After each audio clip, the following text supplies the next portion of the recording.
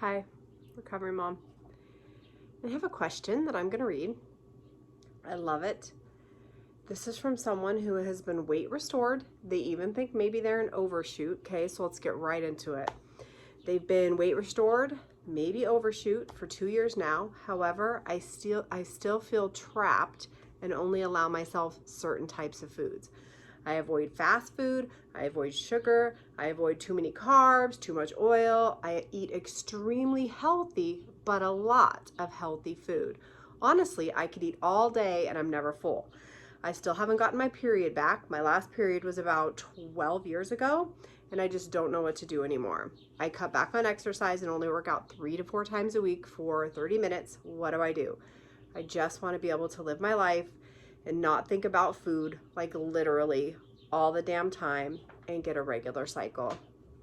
So let's talk about this. I love this message. There's so much going on here. So the first thing let's dive into is the low calorie healthy binging that you're doing. So basically what you're doing is, you're like low calorie loading, right? I used to do that all the time.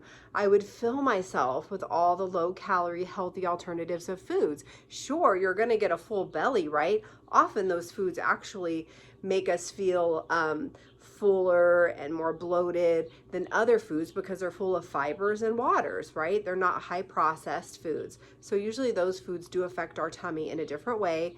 And the way that they usually affect that is to cause more bloating and fullness, which in turn makes us feel full quicker. So that's what we're looking for when we have an eating disorder. Your anorexia is perfectly happy, right? To have those low calorie dense foods.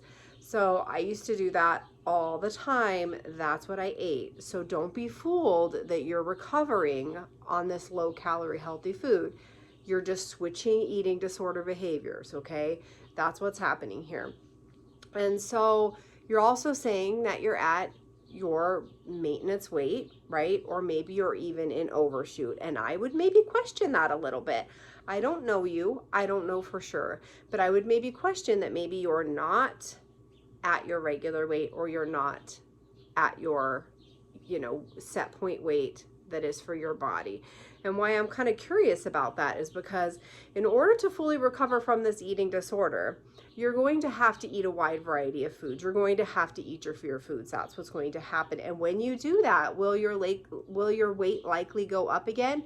Yes, it will likely go up again. Will it go up forever? No. Your weight's going to go up, maybe into some overshoot. Over time, that will fall off, okay? Unless you are, there is a small percentage of the population that do get, the binge eating disorder, or that do not have a set point. They're at that other end. If you look at your family and the genetic relatives that you have around you, and they are in very, very large bodies and dealing with those issues, then that might become an issue for you down the line. If you're looking at your family and they are in the normal weight to the regular, dare I say, overweight category, my set point weight is in the overweight BMI category, and that's perfectly healthy way to be. It is not overweight. It is only overweight to whoever created the fucking BMI, right? So I would say that maybe you have a little more gaining to do. Will you gain forever? No, you're not going to gain forever, unless you're in one of those very small percentage of categories that I just mentioned, which we know you are not, okay? Do you need to tackle this fear of unhealthy foods? Yes.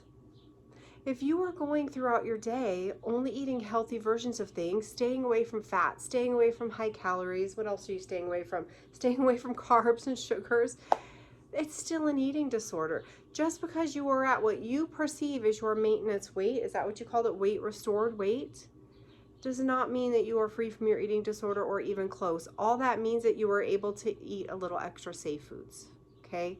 So we do have to tackle this. So what I would do, if it were me, because you essentially were me. I remember hitting this point in my recovery. I was adding a lot of safe foods, fine. That's where I started, right? I was adding a little food, a little safe food. And I hit a point where eventually, God damn it, I had to eat the pancakes. And it's scary and it's horrifying, but you do have to do that to get over your eating disorder. So let's start tackling the fear foods. And I know it's scary and I know it's horrifying. And you might find the same thing that I found. And what I found is that when I started tackling my fear foods, I had to eat all of them in large quantities daily. So like when I had pancakes again, I kid you not, I had pancakes for breakfast, lunch, and dinner every day for like a week, 2 weeks. It was just not, my family was so sick of me eating pancakes. I would get them at McDonald's, I would make them at home, I would get them at IHOP, like just pancakes. And then it was like burgers. I tackled burgers. And then I would start eating burgers everywhere. I'd eat burgers in a restaurant. I made burgers at home. I'd be driving through McDonald's multiple times a day for burgers, okay? There's nothing wrong with that. My body was in a burger deficit. Your body is in a burger deficit. Your body needs those foods. Fats are what your brain, and carbs are what your brain runs on. Your brain needs carbs to think straight. So if you're restricting carbs, it's going to be even harder to think straight. Now, I have, let's see, I made that, you can go to my website and you can print this lovely little pamphlet out. And in it, it talks about some of the hormonal changes, neurotransmitter changes that happen when you have an eating disorder, because you actually have a hormone, a neurotransmitter responsible for you seeking out high calorie foods like fats and carbs, okay? We don't just seek these foods out of nowhere. We actually have things in our body making us crave these foods. When you have an eating disorder, that is damped down, that is turned down, so that we have an aversion to those foods. So it's normal for you to be staying away and to be afraid of those foods. However, to recover from an eating disorder, we have to tackle that. We have to eat those foods in enough of a quantity that we get over that fear, and that those foods just become normal again, and that our hormones and neurotransmitters can regulate normally again. They're not going to learn how to regulate normally again if you don't eat those foods, if you stay away from those foods. So you do have to tackle those foods, okay? You do have to tackle those fear foods. You can jump all in tomorrow. That's wonderful. You'll get there quicker. I couldn't do that. So tomorrow you could also pick a fear food and do it. Eat that fear food. Eat it daily, every day, until it's not a fear, because that's how you get over a fear. You do it, you realize nothing bad happens, you do it again. It's gonna be scary. It's gonna feel like shit. There's no easy way around that. I wish there were, but there isn't. You just have to eat those fear foods. Now, another thing that you mentioned is that you don't have your period back. I would also wonder if you don't have your period back because you don't have enough fats and things in your body to support menstruation. Also, I would wonder if maybe you aren't at your set point. Okay, that kind of gives me a hint that maybe you're not at your set point and you have a little more gaining to do. So make sure you do a little work up here about what it's going to be like to live in a bigger body, because it sounds like you might have to live in a little bigger body than you're used to, and that's okay. My body is way bigger than I thought I would be comfortable in, and here I am living in it every day, and I'm living my best life. You will learn to live your best life in a bigger body.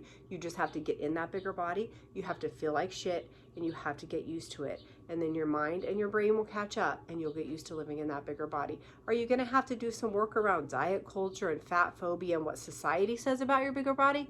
Yes. But for you, you have to be in a bigger body or you have an eating disorder. The choice is that simple, right? So you are going to have to live in a bigger body than anorexia is comfortable with. So you're going to have to do some work around getting used to that bigger body. And the best way to do that is to jump into that bigger body and get used to it, right? And I know it's scary and I know it's gonna make you wanna run back and restrict, but here's the thing. Nobody fully recovered in a bigger body ever says they wanna go back. They just don't. I can remember my therapist and my dietitian, I used to ask them that if people truly recovered and were happy, and they told me yes, and I told them they were liars. I called them liars. I literally told them that's not true. People don't recover. But here's the thing. I'm here now, and I'm here to tell you, I promise you, you can recover into a bigger body and still be happy. That is a place you can be, I promise. Another thing you mentioned in your note, in your comment, was that you're still exercising, that you cut back. That's wonderful, but you're exercising 3 to 4 times a week for 30 minutes. Is that something that you need to do? Is that necessary? I would offer to you that instead of exercising, can we rest? Can we take that 3 to 4 times a week of exercise and can we just sit and watch a TV show? Can we just rest our body? Can we read a book? Can we relax outside? Are there restful things that we can do instead of movement? Because when you're in the midst of your eating disorder, movement becomes an eating disorder behavior. I don't know if it is for you or not. I would guess that it is. For most people, when they're in recovery, exercise is not a good idea. So I would really question whether it's necessary for you in this place in your recovery to be exercising. So I would also offer to you that perhaps you stop all movement. Perhaps you attempt to cut that down even more until maybe you're just taking a few very mild walks, or you're not exercising at all right now until you're fully recovered and your brain is healed. The only way to know for sure if you need to do that is I would ask you, is your exercising, are you doing that as a way to keep your body smaller, a way to earn your food? If your exercise is tied in any way to any of those things, that's a sign that you need to stop completely until you fully recovered, okay? So I'm not a doctor, I'm not a therapist. All I can tell you is my experience and what worked for me. That's all I can offer you. And so for me, I had to eat all those fear foods. I could not have recovered without it. I do know a little bit about brain chemistry, your hormones and neurotransmitters, and I do know those are not going to regulate unless you go back to eating all those fear foods and you eat them enough and regularly so that those things can re-regulate in your brain chemistry, okay? I also think that maybe you need a bigger body. Personally, again, my own experience, I had to grow into a much bigger body than I ever thought I could live in. And I think that maybe you need to grow into a little bigger body too. I know you feel like you're going to eat forever. I can tell you that I don't think you're going to. Yes, there is that small percentage of people that do not have that shut off, that do have those genes for binge eating disorder. Are you one of those people? I don't know for sure because I don't know you, but I can offer you, if you look into your family and the genetics of the body makeup of the people around you, if you look at their bodies and they are not in extremely large bodies and they do not struggle with binge eating disorder themselves, then you are safe to eat all of the food and give into that extreme hunger when it hits, because when you start eating these fear foods, chances are that extreme hunger is going to hit, okay? So I hope that makes sense to you. I hope that answers a little bit of your question.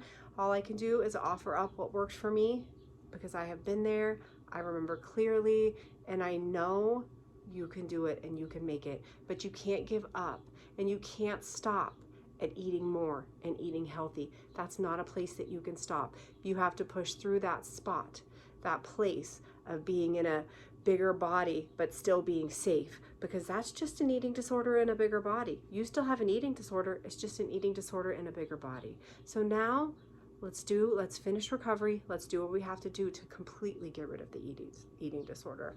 Okay, so I hope that helps.